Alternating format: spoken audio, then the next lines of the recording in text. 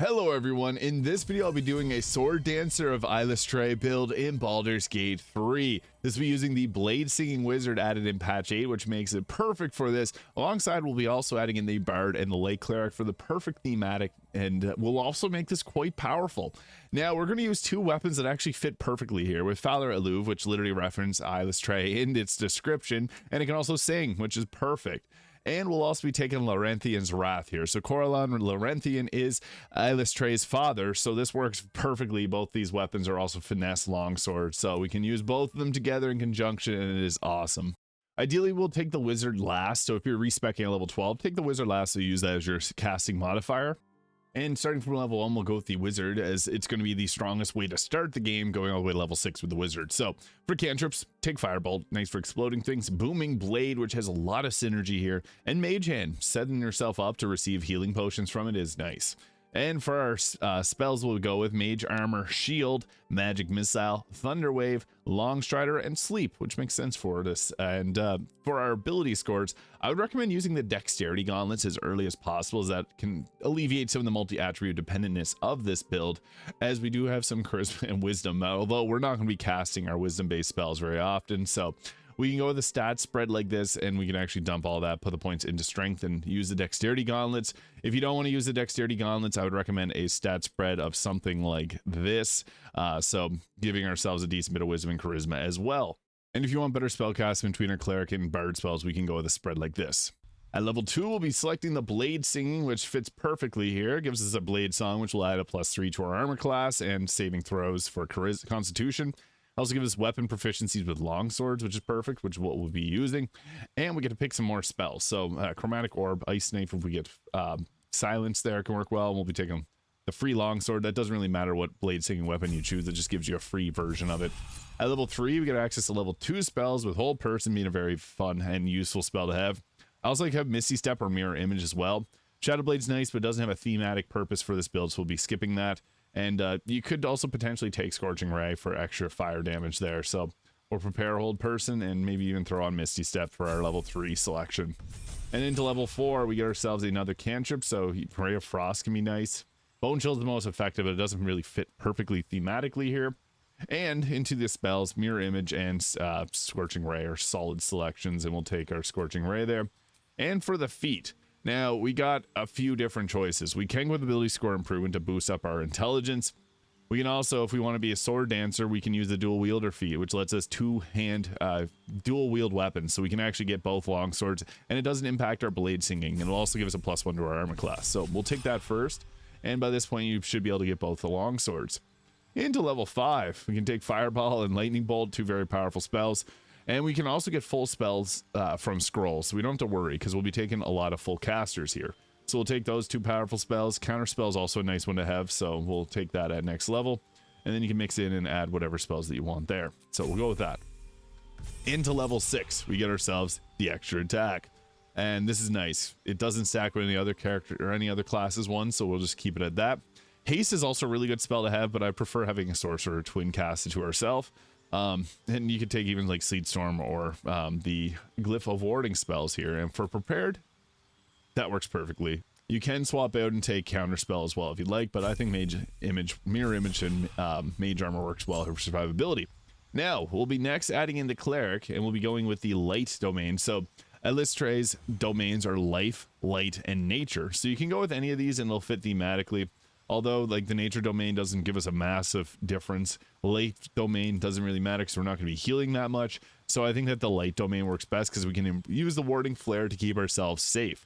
And it also gives us, like, Burning Hands and Fairy Fire cantrips.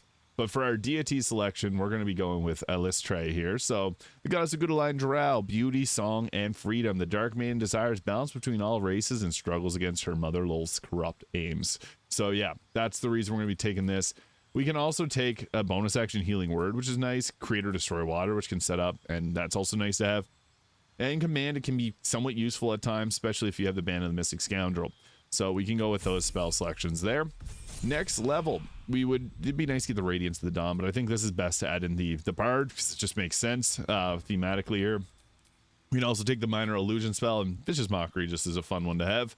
Now, we have a lot of spell overlap here. It's one of the things, but we're going to learn a lot of spells from the wizard And we can take Thunderwave here so we can unprepare it from the wizard and put something else on.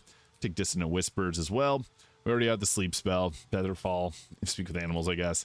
And for the starting instrument, the flute is actually one of the instruments that all EILISTRAEE's followers must learn. So we'll go with the flute for thematic purposes there. That's kind of the reason I took the bard. But if we add in 3 levels of bard, we get ourselves an extra short rest, which is nice. We get another spell. But the big thing is, once we get to level 3, we can take the College of Sword, which just makes sense here because this gives us our slashing flourish, so we can hit 2 enemies at once.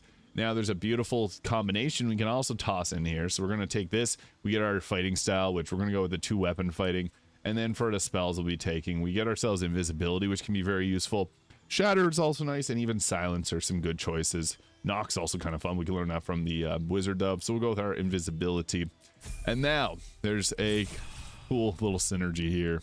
Since we have a lot of spell slots, there's actually a really good use for them, and that is multi-classing again. So we'll add in the Paladin here. The Oath of the Ancients kind of makes sense for the theming of this. It gives us the Healing Radiance, which gives our class level Paladin. Regain another health point at next turn. Bonus action heal, which can be nice if we want to be more of a healer. The Oath of the Crown is nice though, because this can give us the Righteous Clarity, adding our proficiency bonus to an attack roll of our teammate, which is really useful. But for thematic purposes, I think the Oath of the Ancients just makes the most sense. So we'll go with that for the proper theming, because what we want out of this is Divine Smite. So now we can do our flourishes and use Divine Smite as a reaction to deal a ton of damage. This also gives us another fighting style, which can be nice.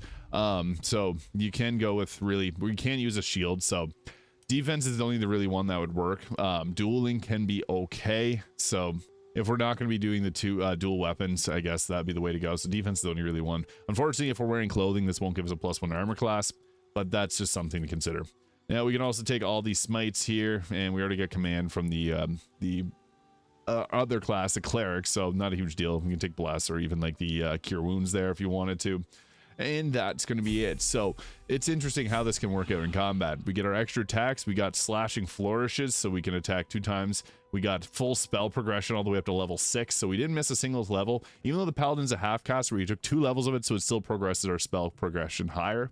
So I'll show 2 different sets of gear depending on how we want to go. So we can use all clothing and use our mage armor there. This will give us a 23 armor class, so our base 10 plus 3 from mage armor plus 4 from the gloves of dexterity plus 1 from ring protection, their shoes, and our cloak, the dual wielder bonus, and then also 2 from the vest of soul rejuvenation, which gives us an unarmed attack against a melee attacker, which is also quite nice. And then we would use the hood of the weave for a +2 to spell save DC, so that effectively brings our 14 modifier in wisdom and charisma up to a little bit higher. So that makes it almost like an 18 in each equivalent. However, there is a better option, I would believe. And cloak of protection, again, vest of soul rejuvenation, evasive shoes, 2 weapons, Phalar Aluve and Larenthian's Wrath makes the most sense here. Ring of protection, ring of arcane synergy. So when we deal damage to the cantrip, booming blade included, you gain arcane synergy, adding our intelligence modifier to our weapon damage, which is pretty nice. And the amulet of greater health, so we can focus more on just staying alive. Now, if we wanted to go with light armor choices, we would go with something like the ballast armor, although we do have, this would apply more so to piercing damage, so we'd probably be best to use piercing weapons, but I'm going to keep this on for thematic purposes. We can get close and use a ranger to use a weapon, piercing damage from their crossbow to deal damage. So potent robe also kind of is nice, but it does make us more charisma damage focus. So this would probably be the best choice. Obviously not super thematic, but the best light armor, and it can also set up our teammates. And then since we're using light armor, we don't have to worry about mage armor, so we can put on the helmet of arcane acuity. When we do an attack with a melee weapon, you gain arcane acuity for 2 turns. And what's nice about this is that'll literally stack up to a +10 and give us a +10 to our spell save DC. So obviously things get hairy when you look at this, where a spell save DC for wisdom or wizard is our +3 from intelligence, +4 from proficiency. And then our cleric, not very high. Paladin, same deal. We're mostly going to be doing wizard-based spells, so that's not a massive deal. But the Helmet of Arcane Acuity can give a +10 to that, so 15 turns to a 25. Much better. And then we'll keep the gloves of dexterity, and everything else stays the same. And yeah, that works really well too if we want to focus more on being in light armor and also setting up our teammates. If you got other light armors that you'd like to wear, you can go with those too. This just gives us the best possible armor class and survivability. So yeah, that works great. We got our flute on our back and our 2 swords, and we're ready to sword dance. And to mention, it also put our armor class up to 26 whenever we have our blade song active. And then if we have someone applying haste, that brings up to 28. So that becomes pretty good. And then we can also replenish our spell slots. Like I accidentally used one of the spells for mage armor. Boom, we got it back. Also, you can take Shadow Blade if you wanted to. And since we got the wizard full spell progression, we can learn Scroll of Sunbeam. We can learn Scroll of Odaluk's Freezing Sphere. We can learn Scroll of Cone of Cold. We can learn scrolls of really anything you want. Ice Storm. Any spell that we miss that you want, you can learn it. So that's the beauty of this build, is it actually keeps this full spell progression. And then for the wizard there, we can throw on most thematic would be Sunbeam. The radiant damage blinds all creatures, requires concentration. The most powerful, however, is Odaluk's Freezing Sphere. So we can go with that. We can take off the mage armor and put on Cone of Cold. So we got a lot of different options for close range blasting if we wanted to. And you also, again, Sunbeam is probably the most thematic here, but this works very well. Before we know we're getting into a combat encounter, we can also drop some health potions on the ground and then have our mage hand there just toss it to us. If we just want to forego healing, that's probably one of the smartest ways to go about doing that. Now, what we'll be doing in combat is exactly this. So first things first, we're going into our Blade Song right away, so we'll activate that. And this is going to give us a nice armor class up to 28 there. So pretty offensive. Now, the thing is, we got a lot of options in terms of combat. I would like to start off always with a Booming Blade. The nice thing about Booming Blade is that it's going to stack our arcane synergy, which is going to give us some actual damage on here. So we got our spellcasting modifier added to damage, and then we also got our arcane acuity +4 already. So that spell save DC is climbing. And then we can follow up with a slashing flourish. And what's another thing is we can go into the Paladin, make sure that you always go to your reactions tab and turn on divine smites on your reaction, so that you'll always burn through spell slots. I would recommend maybe not level 5 on reaction, but divine smites all the way up to level 4 because it's the highest level that smites will scale to. And then what happens is when we go to our slashing flourish here on this 2 targets, boom, we got ourselves radiant damage from the smites added to it, which was enough to take them both out. So that's perfect. And then we also got all the great spells that come with being a wizard. So we do have I guess I burned through a level 6 spell slot by accident using that, so make sure that you don't do that. So yeah, don't have the level 6 on there, but since we got some elite abilities, we got free cast, so we can don't worry about that. Odaluk's Freezing Sphere is so good at setting up just crowd control that we want to have, so we'll go with that. Lightning Beam or Sunbeam could also have worked, because then we could have blinded targets, but being able to take out and create difficult terrain like that just works so well, so then we'll get into a good position there. And be careful that they don't throw your potions. You know, one of the nicest things about mage hands is being able to go, whoop, throw this, and then go ahead and heal your team, whoever needs the most health at the time. You just go ahead with throwing that right to them. So boom, Shadowheart got a nice heal off from our mage hand. So yeah, it's why we wanted this, because it can replace a healer, kind of. And we want to boost up our weapon damage, so we're always going to start with a Booming Blade if possible. And yeah, that happens. So we got Divine Smite there to follow up with, so we can go ahead there, deal a little extra damage. So that's one of our actions gone. Now we can sometimes get lucky with how we line things up, and there's always a good chance for a lightning beam to do a pretty good amount of damage, especially in a range like that.